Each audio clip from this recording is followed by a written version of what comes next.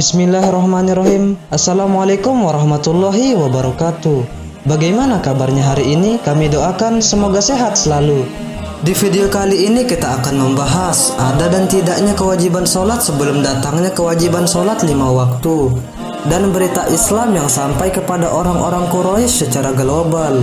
Kisah ini bersumber dari buku Sejarah Hidup Muhammad Sirah Nabawiyah, yang mana pengarangnya adalah Syekh Safiur Rahman Al-Mubarakfuri. Di antara ayat-ayat yang pertama kali turun berisi tentang perintah sholat. Muqatil bin Sulaiman berkata, pada awal Islam Allah mewajibkan sholat 2 rakaat di waktu pagi dan 2 rakaat di waktu sore, berdasarkan firman Allah Ta'ala, dan bertasbihlah seraya memuji Rabbmu pada waktu petang dan pagi. Quran Surah Al-Mu'min ayat 55. Ibnu Hajar berkata, sebelum peristiwa Isra, Rasulullah Shallallahu Alaihi Wasallam secara pasti melakukan sholat. Demikian pula para sahabatnya. Namun, terdapat perbedaan tentang ada dan tidaknya kewajiban sholat sebelum datangnya kewajiban sholat 5 waktu. Dikatakan bahwa sholat yang diwajibkan adalah sholat sebelum terbitnya matahari dan sholat sebelum terbenamnya. Al-Haris bin Usamah meriwayatkan dari jalur Ibnu Lahiyah secara mausul dari Zaid bin Harisah bahwasanya pada awal turunnya wahyu, Rasulullah Shallallahu Alaihi Wasallam didatangi oleh malaikat Jibril, kemudian mengajarkan wudhu kepada beliau. Setelah selesai berwudhu, beliau mengambil 1 ciduk air lalu dipergunakan untuk membasuh kemaluannya. Ibnu Majah juga meriwayatkan hadis yang semakna dengan hadis ini.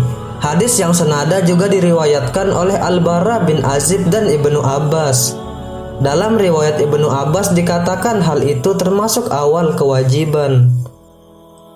Ibnu Hisham menyebutkan bahwa Nabi Shallallahu Alaihi Wasallam dan para sahabatnya apabila hendak melakukan sholat, pergi ke lorong-lorong bukit agar tidak terlihat oleh kaum mereka. Suatu ketika, Abu Thalib pernah melihat Nabi Shallallahu Alaihi Wasallam dan Ali sedang sholat.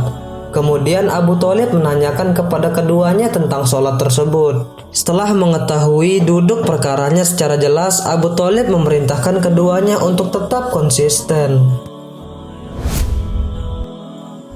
Setelah memperhatikan berbagai segi dari berbagai peristiwa, dakwah Islam pada tahap tersebut sekalipun dilakukan secara rahasia dan fardiyah, namun beritanya sampai juga kepada orang-orang Quraisy, sekalipun mereka tidak menaruh perhatian terhadapnya.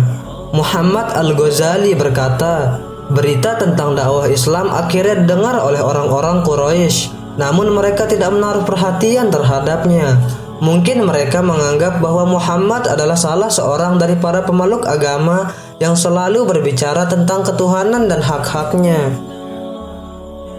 sebagaimana Umayyah bin Abi Sal, Qais bin Sa'idah, Amr bin Nufail, dan yang lainnya. Meskipun demikian, mereka sangat mengkhawatirkan berita tentang dakwah Islam itu semakin luas dan pengaruhnya semakin menjalar. Oleh karena itu, mereka menunggu apa yang akan dialami oleh dakwah Nabi Muhammad Shallallahu Alaihi Wasallam di hari-hari mendatang. 3 tahun setelah berlalu, sementara itu dakwah Islam masih berjalan secara sirriyah dan fardiyah. Selama masa tersebut terbentuklah jamaah orang-orang mukmin yang tegak di atas ukhuwah dan ta'awun, serta penyampaian risalah dan pengokohannya. Kemudian turunlah wahyu memerintahkan Rasulullah Shallallahu Alaihi Wasallam untuk berdakwah secara terang-terangan kepada kaumnya, serta menghadapi kebatilan dan berhala-berhala mereka. Terima kasih telah menonton channel ini. Nantikan video-video selanjutnya. Assalamualaikum warahmatullahi wabarakatuh.